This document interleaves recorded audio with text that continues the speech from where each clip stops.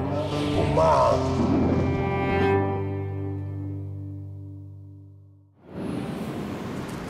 Namaste, and a very warm and loving greeting. My name is Kabir Daya, and I'm part of the Gujarati community of Cape Town.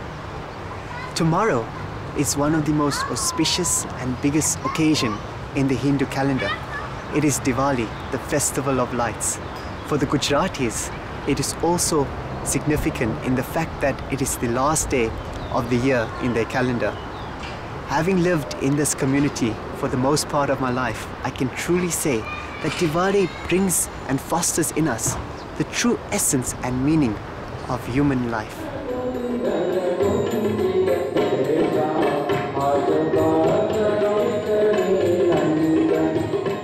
Diwali is the very great occasion of a Hindu, and it gives us a lot of message, lot of inspiration, and it is said that when Lord Ram came back from Lanka to Ayodhya, people celebrate this occasion by enlightening lamps, and from that day we celebrate Diwali, and it gives us the inspiration and message to enlighten ourselves also.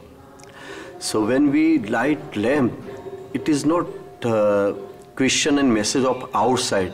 The most important thing is you have to enlighten yourself.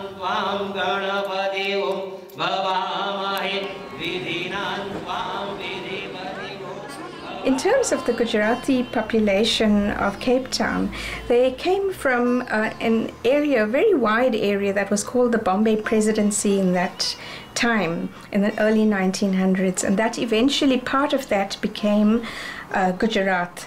And so in the current state of Gujarat, they actually came from two districts called the district of Surat, and there was another district called Bharuch. And most of those who came to Cape Town came from those two districts, which is very different from those from Natal, who came from Surat, but who also came from Kathiawar. So there are very few Kathiawaris in Cape Town. When the Group Areas Act was proclaimed, this was actually it changed Cape Town in very significant ways. From Cape Town being one of the most multiracial cities in the country, became one of the most divided cities in the country. And Indians who did not congregate in any one neighborhood had to all come to Rylands, which was one of the first group areas that was declared. And so all Indians came here, Hindus and Muslims and Christians. In Rylands, Gujaratis comprising both of Muslims and Hindus can enjoy the authentic flavors and comforts which are also found in Gujarat. These shops cater for almost everything, from Indian garments to Bollywood movies to spices. There's a shop for everyone. The only thing missing to feel just like India is the auto rickshaws, but I think we can work on that. Hi, welcome to Memsab. We cater for the Muslim and the Hindu community, and now the Diwali is here. We are going to help our customers with outfits from the store. So we cater for Punjabis and saris. This is the choice our Hindu shoppers usually come to shop for. Now this is a Punjabi. This is called a churida. And there's our sari. Now saris vary from silks to chiffons, georgettes. Basically, that's what the Hindu community looks for in Memsab. There comes Urmila wearing a Gujarati style of sari. This is how it's draped. Now, this is actually the North Indian way of sari draping. This is the South Indian way of sari draping. That's in the Hindu community. So two different styles of saris, where both the communities actually combine. Either way, we wear the saris that way. She could wear my sari the style, and I could wear her sari the same style as well. So it's not like a compulsory, but this is actually, according to tradition, the saris are worn. Henna plays a very important part in the Gujarati community. It's used for a lot of occasions. You know, whenever there's any occasion, it's a time to do henna, because that's what the Gujarati people love doing. Tomorrow is Diwali, so we're having mehndi put on to celebrate Diwali tomorrow as well. Contrary to the belief that henna started off in India, it started in Egypt about 5,000 years ago, where before the pharaohs are mummified, they would paint their fingers and their nails. And then it went over to Persia, and then the Mughals came and invaded India, and they brought the mehndi with them. And yeah, and so as time went on, the mehndi patterns became more and more intricate. They use it for lots of, it's got a lot of medical properties as well, so it was used then as well. It's very cooling. So when you have a fever or something, they will put mehndi on so it cools you down and your fever goes away. We use mehndi for hair as well. We color our hair, it conditions our hair, makes our hair look beautiful. We at BAPS Shiona are offering a service of offering sweetmeats and groceries and hot meals to the community which previously wasn't available. We've got a buoyant atmosphere where people are coming to purchase sweetmeats like the Western world would purchase the chocolate, the Lin chocolate. We have in the Indian culture and heritage where we have 40, 50 different types of sweetmeats that are prepared with different flavors and textures. We have cooks from Gujarati that have come and specially prepared this variety for us. And in our culture, we have people that would offer these sweetmeats to the offerings to the temple and to family and friends as a measure of good wishes and good and well-being. They would purchase sweetmeats and they would take it to their homes, take it to their families and friends and offer it as a gift. We have a whole variety of different barfis, pandas, jalebis. So we'll start off with our variety of barfis. These are very popular. This is called plain barfi. It is the most common barfi, really nice sweet speciality. Then we have an almond barfi. So it's made out of almonds and pistachios. The green one, which is very popular amongst children, especially because of the color. So this is called almond pistachio barfi. And then we have chocolate and plain, which is of course another speciality amongst the children. All kids love chocolates. So that is a whole variety of different barfis. The father of our nation, Nelson Mandela, once said that when you speak to somebody in their native language, the conversation becomes heart to heart. Central to our culture is the Gandhi Memorial School, where the Gujarati language, music and dance is kept alive and preserved by the teachers from our community.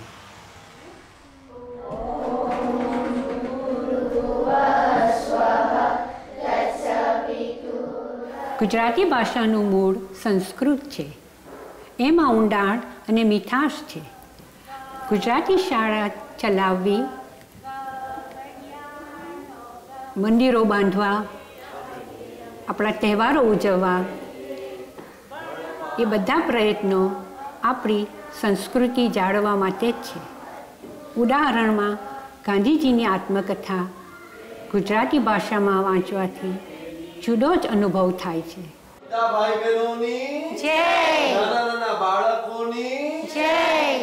Gujarati ભાષા પ્રત્યે મને ખૂબ પ્રેમ છે અને નાના બાળકોને શીખવાડવાનું મને ખૂબ ગમે છે.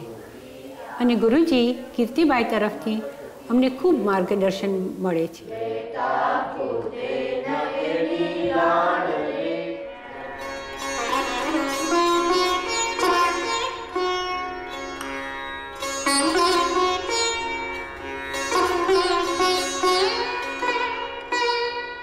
Like language, Indian classical music is very important in the Indian culture. The music stems from the Vedic chants. The sitar is the most popular stringed instrument of North Indian music. The sitar has 7 main strings and several sympathetic strings. The main string is used for the melody, And the strings are plucked with a steel wire plectrum worn on the right index finger.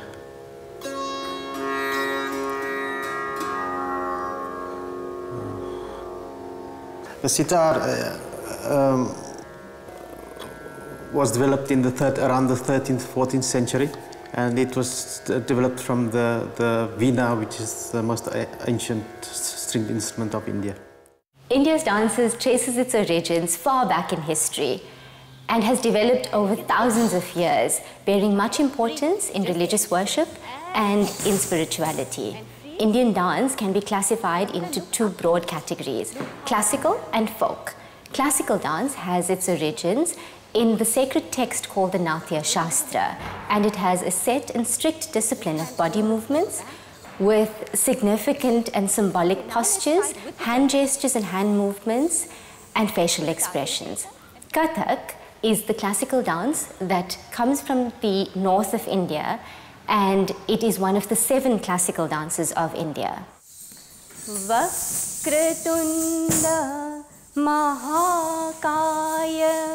The bells worn around the ankles of a dancer are called ghungroos, and a Kathak dancer wears between 100 and 150 bells on each ankle, and this enhances the flamboyant footwork of the dancer. Another highlight of Kathak are the spins or pirouettes. A spin is called a chakkar, and these are executed at lightning speeds and end in statuesque poses. And ta, hey, hey, hey, hey. Especially in today's day and age, music and dance is very important to our children and our youth especially, seeing that they are our cultural ambassadors of the future.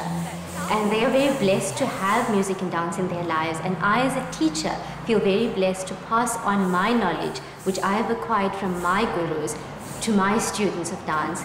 And for me it is an honor to teach my students this beautiful and graceful and ancient art form of Kathak, as well as the traditional folk dances of India. Dance helps the youth and children maintain dedication and discipline in all facets of their lives, not only in dance, but they can apply the lessons learned from dance in all aspects of their lives.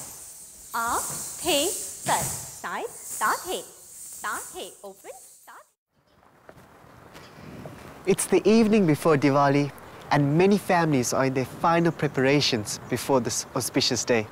I've come now to visit my aunt and her family to see how their planning is coming along. I'd like you to introduce you to the rest of the family and welcome to our humble home. The night before Diwali, there's a lot of excitement in all Hindu homes. There's quite a big of preparations for Diwali, the day itself. Okay, Rangoli is actually colors. That's the meaning of Rangoli. And the colors is actually colored through flour, which is rice flour, or any other form of flowers. And this is actually creates a pattern or designs at fronts of every Hindu or Gujarati homes for Diwali. As well as what we do over the 5 days of the festival of Diwali, we actually light lamps, or rows of lamps are burnt in everybody's homes. And the reason for that is also sort of in the celebration of lights, which brightens up most of the people's homes, which also warms up their hearts.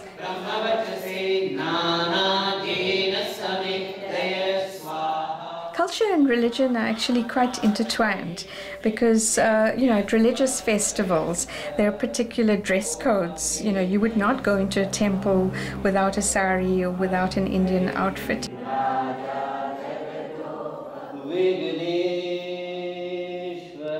The prayers on Diwali Day, as on most religious functions, we start with the prayer to Lord Ganesha, the removal of all obstacles, all negative energies.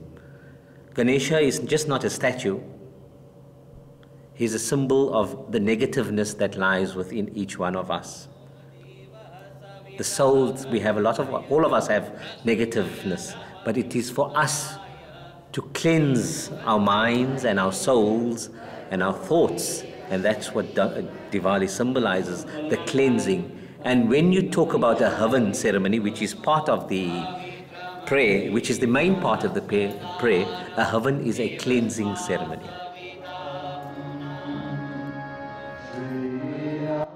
With regards to deities, Ultimately, Hindus believe that there's one God, although it doesn't seem like that, because when you tend to see so many deities, you wonder why so many deities do the Hindus have that many gods? In actual fact, there's only one God and we only pray to one God. Like our body is made up of fingers, toes, legs, arms, similarly, each deity represents various factors. Like Lord Ganesha, remover of obstacles. Goddess Durga there symbolizes Shakti, strength. That Goddess Lakshmi symbolizes wealth. Vishnu, the sustainer. Krishna, a symbol of love. So similarly, that's how it's the various aspects of the one God. And then when people require, if they have many obstacles in their life, they do prayers to Lord Ganesha, because that's a specific angle where they find their strength coming from. Hinduism is not an aggressive religion that seeks to go and convert and to promote and so forth. It's a very comfortable, confident religion which opens up and embraces people who want to learn, but not necessarily convert. And so it's sort of, there's an open arm that is extended out to the world, to come and learn about Hinduism, but not necessarily to convert. And sort of a generous, open religion, and that kind of characterizes, many Hindus. Gandhi was not one who was very fond of festivals. When he was young, of course, he thought that Diwali was actually the greatest festival of all time because it allowed families to get together. It was a time for cleansing, meeting people, setting a clean slate for the future. But as time went on and he became involved in struggles against for political rights and struggles against the suffering of the poor, he became less convinced about festivals like this. When my grandparents, and my grandfather was his second son, and they went to visit him in 1945, this is what he told them. He says, "Have a lovely Diwali, but when you're celebrating, please keep a share of your happiness for the millions of us poor." And that is a very central part of his philosophy, that when you do something, that you bear in mind those who do not have, those who are unhappy. And so part of Diwali, and this is a crucial part of Diwali today, that people do give on Diwali Day and do think about the poor.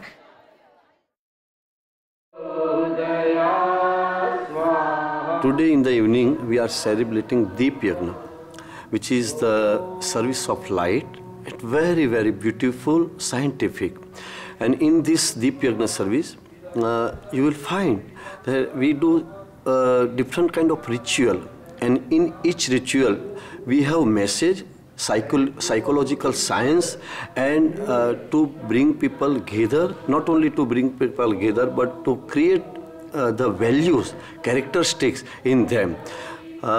In spiritualism, it is most important thing, very important thing, that there should be in your practice what you learn, what you know, what you have information, that you should apply in your day-to-day life.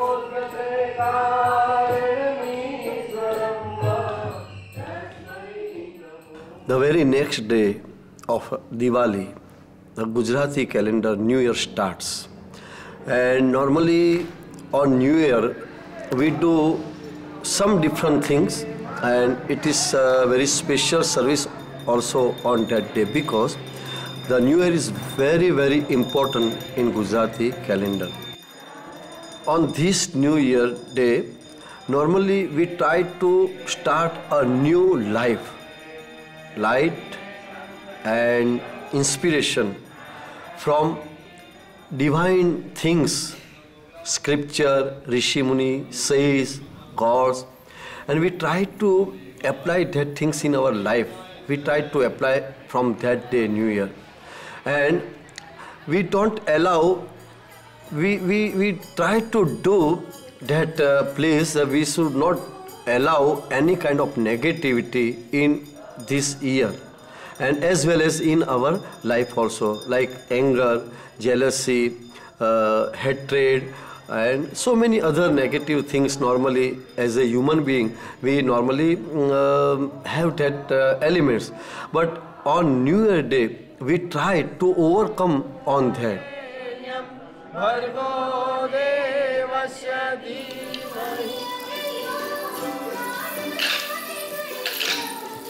Gujarati New Year's Day is filled with joy and festivity, and of course, music and dance. Dandiya Ras is one of the most popular folk dances of Gujarat. And in this Dandiya Ras, dancers take measured steps while moving mainly in a circle and rhythmically striking colorfully painted dandiyas, which are the sticks in their hands. And this adds to the color and joy and rejoice in Gujarat, which makes it the land of festivals. I think it's important for our youngsters to actually understand the culture and where they come from as well, the background of our Gujarati community, the religion especially, and also the fact that also I think the culture keeps everybody together. So one day when they grow up, they could actually also take down what they've been taught by the parents or grandparents as well. This festival or any Hindu festival, not limited up to only Hindu or Gujarati community, it covers entire universe, whole world. As Gandhiji used to say, I am Hindu, but my Hinduism not limited to one people or one caste. So in Diwali, we remember this message that light, we need everybody, we need light. So in world, love, compassion, peace and truth must be spread, and that gives the biggest message of the Diwali is contain this message. Mahatma Gandhi was believed also the same thing.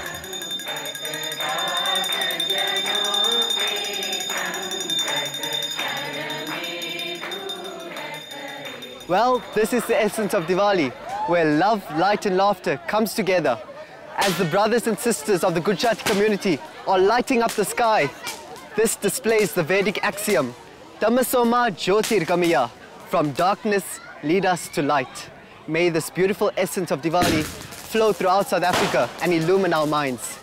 May you have a peaceful festival of lights. Namaste.